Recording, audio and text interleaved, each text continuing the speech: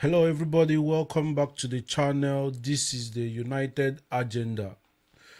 My name is Eric Demian and this is your Manchester United news. It has actually broke out. I'm actually disappointed. I'm disappointed. Earlier on, few hours ago, Fabrizio and David Ornstein has updated us with a shocking and disappointing news in terms of Anton Semenyo choosing Manchester City over United. I'm actually disappointed. In my honest opinion, I'm disappointed. I'm disappointed because the guy, he's a very good player. He's a very, very good player, talented player, interesting player. So I'm disappointed that we lost to Man City. You understand? But the truth about it is, this is going to continue to happen. It's actually going to continue to happen because we are not competing. We are not competing in Europe. We are not competing for trophies. So majority of the players now will be going for, if another big clubs are coming for them, they will always try to choose where they will benefit more and where they will win trophy and where they can compete. So that is it. But the truth about it is that I'm disappointed. I'm not happy that the guy chose City over us. But what can we do? What can we do? It was a better move for him. He is going to compete for trophies there. He's going to get regular European football there. So I don't blame the guy. I actually do not blame the guy. But I'm disappointed. But however, the positive part of the news is that it shows that Manchester United has money to spend this January. That is the positive side. Now we've lost to City, to Anton Semenyo. We have about 60 million now. It actually showed that we have about 60 million to go and spend this January. We have to focus on other targets, mostly that midfield area. Where I will lose it, the place when I will lose it, I'm not actually angry. I'm just disappointed that we lost to City signing Anton Semenyo. But where I'm going to lose it is if we do not get a serious midfielder this January transfer window. Because United pushed very hard to get Anton Semenyo. It actually shows that we have the money, that the money is there. But where I'm going to lose it is if we do not go ahead and purchase a midfielder this January transfer window. That is where I'm going to lose it in this about our hierarchies and about the board of Manchester United. That is my honest opinion about this Anton Semenyo going to Man City. In general, I'm disappointed. He is a very good player. If he had come to Manchester United, he will be a very great player for us, easily. So, but he has gone to City. That one is bygone. Go and sign players this January transfer window. Go and get players this January transfer window. You've shown the world that you have 60 million or 65 million in the bank to spend this January. Go and get a midfielder, a quality midfielder, not a stopgap midfielder. Go and get a quality midfielder. That is all I have to say about Semenyo going to Manchester City. Now, let's talk about Lisandro Martinez. Majority of Manchester United fans has been saying Lisandro Martinez is now the answer to our central defensive midfield role in that Manchester United. Don't get me wrong, Martinez played fantastic when he came on against Aston Villa last weekend. He played very well. Don't get me wrong. He controlled that midfield. He was the replicant of the exact type of central defensive midfielder we need in that Manchester United midfield role. Lisandro Martinez was just the example of what we needed or what we need in that role. He showed us glimpse of what a central defensive midfielder looks like. That was what Lisandro Martinez showed us. In the other hand, will Lisandro Martinez continue playing there, or will Amorim continue? I don't want Amorim to continue playing him there, because if Amorim turns it like Lisandro Martinez is now will not take that position, we all know the people that owns us. We all know how they behave. Lisandro Martinez playing there, or Amorim making him the permanent player to play there.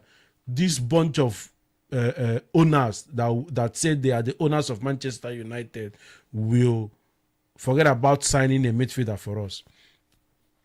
Yes, but let me tell you something again. Lisandro Martinez played well in that defensive midfield role was because Aston Villa wasn't pressing us much that day.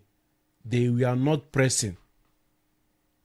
In as much as Lisandro Martinez can control the ball under pressure, he can handle pressure, but Villa wasn't pressing us, and they were not pressing high that day. That was why Lisandro Martinez had a lot of space and a lot of time on that ball to make the easy passes and the simple passes he was doing that day. You understand? That is it. And in terms of getting a midfielder, we need such midfielder. That glimpse Lisandro Martinez showed us that day, that is the type of midfield we are supposed to be going to get. That is the type of midfielder we are supposed to be going for in that CDM role. Someone who is not all that interested in moving forward. Someone who will sit back and dictate the game. That is the exact thing we need in that defensive midfield role. Talking about the attack role, the attacking midfielder, like the number 8, where Bruno Fernandes plays, that one will sort himself. If Bruno Fernandes is going to stay in this football club, we will see in the summer if he will stay there. So Lisandro Martinez has done very well there against Aston Villa. That is all I have to say about Lisandro Martinez playing in that midfield role. You understand? That is all I have to say. Now, without wasting time, I will give you my preview against Aston Villa. We are actually going to play Aston Villa on the Boxing Day, on Friday. So it's going to be a tough game. It's actually going to be a serious, tough game, because Manchester United, we have injury crisis, and we've seen how our defense looks like.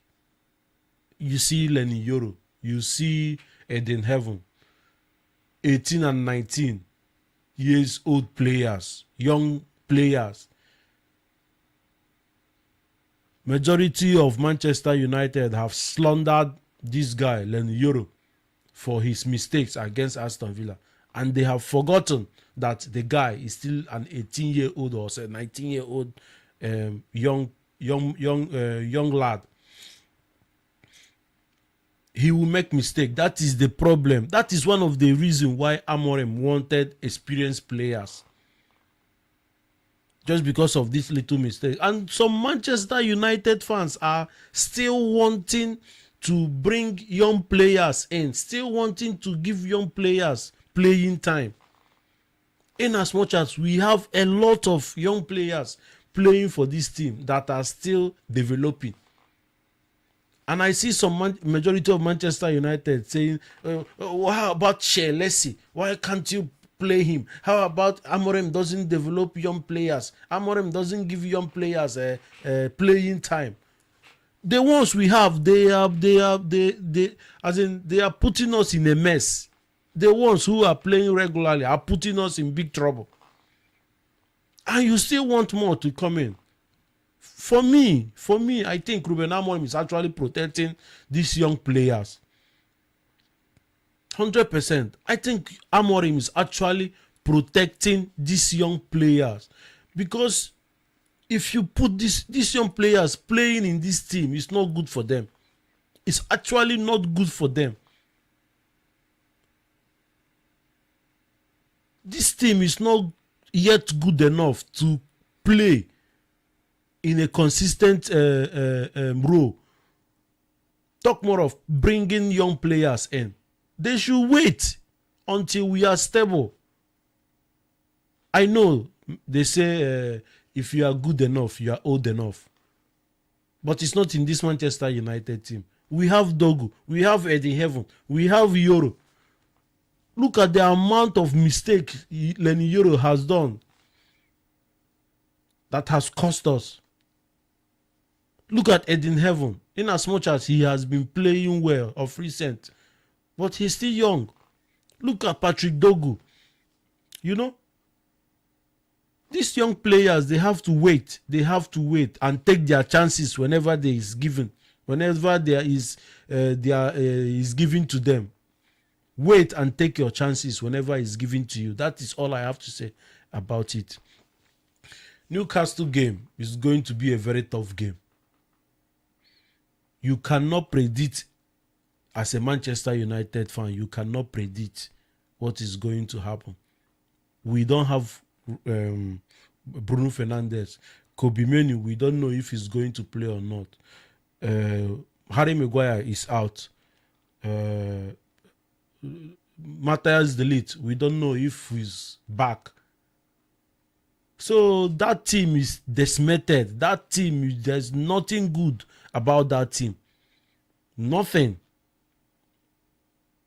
Now we played Casemiro will be back, and Lisandro Martinez might pair with him in that double pivot. But it's not still good enough. It's actually not still good enough to compete with Newcastle. Look at that Newcastle defense midfield. Look at them, and look at the one we have. So it's not going to be an easy game. It's actually not going to be an easy game. And we are playing in Old Trafford, and we've been rubbish at Old Trafford this season. We've been rubbish at Old Trafford this season. So I actually don't know. I actually cannot predict this game. All I hope as a Manchester United fan is to grind out a result. Even if it's a draw, I will take Man United versus Newcastle. Give me a draw. I will accept it. In as much as we won't lose the game, I will accept a draw and a good performance, just like the way we played against Aston Villa. No problem. I can't predict that we are going to win this game. I can't predict it. If we actually finally wins the game, happy days. So that is it.